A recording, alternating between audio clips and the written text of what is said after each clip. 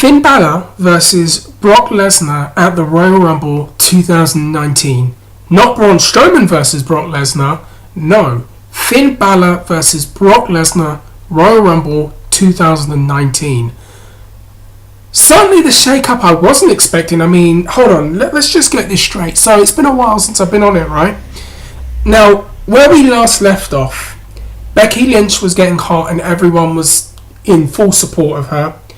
Habib Nurmagomedov destroys Conor McGregor and then jumps out of a fence and flies like an eagle onto Dylan Dennis. John Jones has drug test problems. The WWE gets more and more dull by the second, and then they announce a shake-up by having all the McMahons on TV. And now Finn Balor is going to wrestle Brock Lesnar at the Royal Rumble in 2019. And to top it all off, Kenny Omega may be leaving, and All Elite Wrestling is now a thing. What the hell has happened in the last few months is what I've got to say. But let's just talk about this Finn Balor Brock Lesnar thing. So, I did watch Raw. Actually, the last few weeks have been alright.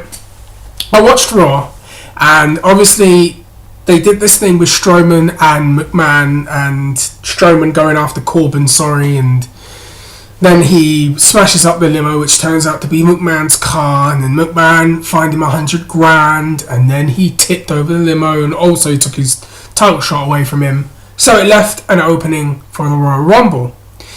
McIntyre came out, and in my opinion, it's too soon to do that with him. I think that he gets coronated during SummerSlam this year or next year's WrestleMania, but please don't.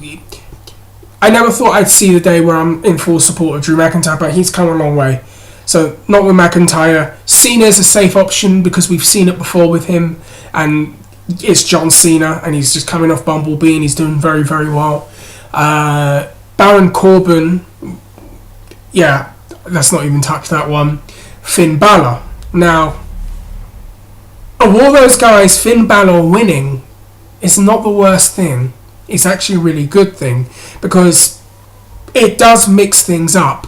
Who would have thought this year in January that we would see Finn Balor versus Brock Lesnar for the title? So in the terms of it being a fresh new match that we've never seen before, which kind of makes me want to see the Royal Rumble even more now, that works for me. And also the fact is, look, I'm going to be real frank with you. Braun Strowman was hot like 2 years ago. Like, he was on fire. 16, 17, I thought he was one half of the WrestleMania main event for last year. I genuinely thought that's what he would be when he came out and offered out Lesnar the day after Mania in 2017. I thought he would be the next guy. And unfortunately, they've really cooled him down. He can't win a title match at all. He's kind of been mismanaged in the sense that, yes, they've made him look like a monster, but he's a heel that's being cheered for against babyface Roman Reigns, who is being booed. Really, they should have reversed roles. Roman the heel, Braun chases him, there's money in a chase. That's usually how you create like big stars in all kinds of sports. If you've noticed, the teams or the athletes that really become like big time superstars, it's that chase to the top. That's where they seem to cement in a lot of fans. Look at George St. Pierre for one, Steve Austin, Conor McGregor, the list goes on. So doing that with Strowman would have been the preferred option. However, they've just called him down, failing to win at SummerSlam, failing to win at No Mercy, failing to win at Royal Rumble, just failing to beat Lesnar at the Saudi Arabia show. He has become cold product, unfortunately, and it's a shame because I really feel like they had something there. And now with we don't know what's going to happen with him, with Lars Sullivan probably debuting soon, if he's okay, it may mean that Strowman kind of loses his spot a little bit because, you know, there's only so many monsters they want to have. So it's a very, Strowman losing again at the Royal Rumble, and let's assume that he does because I've heard that it's Seth Rollins and Lesnar at WrestleMania, would have hurt him. So doing Finn Balor and Brock Lesnar as a one-off for the Royal Rumble, I don't think is a bad idea. It's like it's a win-win situation in the same vein that when the UFC booked Anderson Silva and Nick Diaz, where it actually really didn't hurt them in the short term. It was actually not a bad idea to do for that one pay-per-view. Now, obviously there's lots of things. There's a lot of diehard Finn Balor fans who would love for him to be the champion. They kind of had that experiment with him, but then he had the shoulder injury. He's never really been given the same spot again. He has kind of cooled down in some ways, like since he's been back. I don't think the Corbin feud really did him much favours myself, but Finn is an excellent wrestler. He's very talented. Actually, he's a very good heel if you've ever seen him when he was in the Bullet Club. And as a contender for this one Royal Rumble, I can get into it. Now, yes, there is that believability. Brock is Brock Lesnar. Finn is Finn. Dimensions, frames, yes, it's going to look very... Put it this way, it's easier to buy Braun in there with him or Drew in there with Brock than Finn.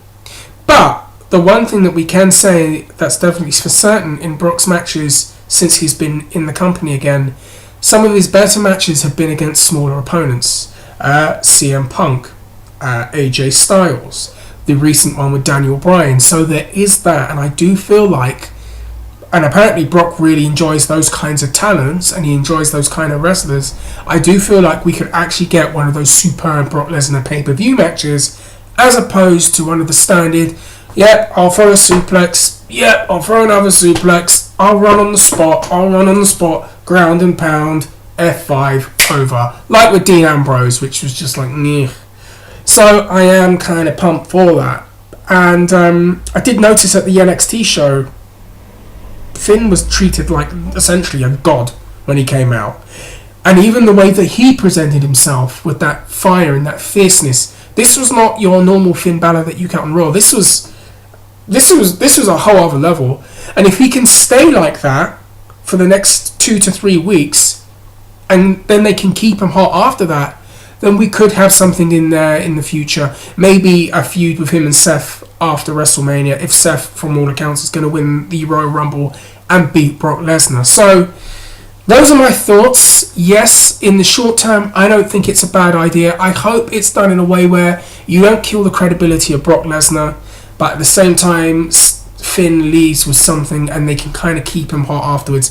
I think maybe do Finn and Bobby Lashley. I don't know, maybe, if you can buy into it. But that's the trick. Can Finn make you buy into him wrestling Brock Lesnar? And we will find out very, very soon. But I thought it was also very cool on a side note how Cena endorsed him at the end. And that was a cool way to give him the rub. Anyways, I'm out. I will be back. And I will see you very soon. And hit that subscribe button.